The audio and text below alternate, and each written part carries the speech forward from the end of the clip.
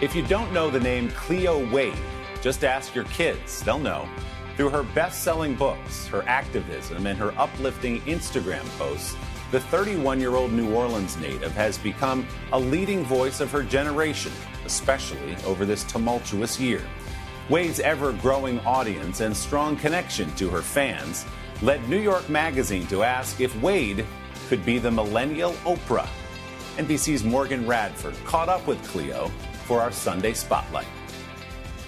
Do not be afraid to say, I know I can't do everything, but I can do something.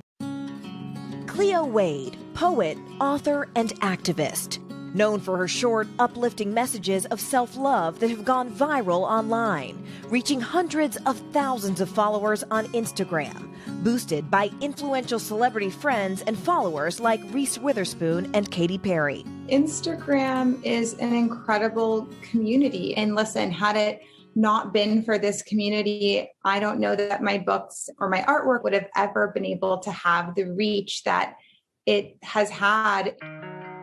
What Wade does with words has been a source of comfort and inspiration, especially during these uncertain times.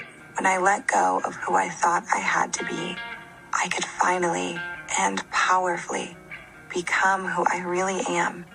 I really write in a way of, I think you really need this, and I'm going to write this for you. And I've been where you've been, or I've felt the way you've felt. I'm so excited. Now, out with her fourth book, a children's book called What the Road Said. Wade is interested in reaching people of all ages with her message of empathy and empowerment. How did the idea for this book come about? Someone asked me to create a poem for an 8th grade graduation, and I took the time to really go back to ask myself, what did you need to hear as a child?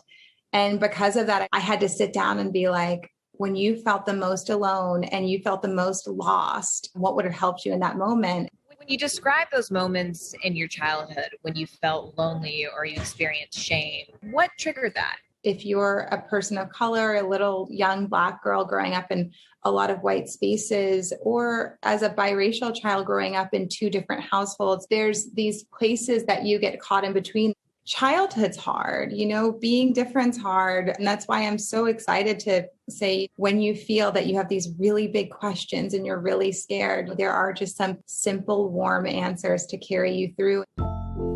Wade isn't shy about sharing her views on just about anything, using her experiences as a Black woman to lift the voices of others who have long been silenced. Her messages have cropped up everywhere, from billboards to Black Lives Matter protests. When you see your poems and your words being put on protest signs, what's going through your mind at that moment?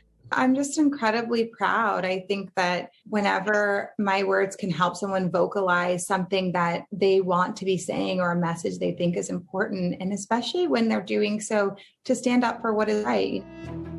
Highlighting a message of acceptance and connection she hopes will only continue to grow. I say this to everyone. Look around you and who's unsafe. Every single person deserves to be safe in this country and on this planet. And that's what we work towards. And that's building beloved community. For Sunday Today, Morgan Radford. Hey, thanks for watching our YouTube channel. Find your favorite recipes, celebrity interviews, uplifting stories, shop our favorite deals, and so much more with the Today app. Download it now.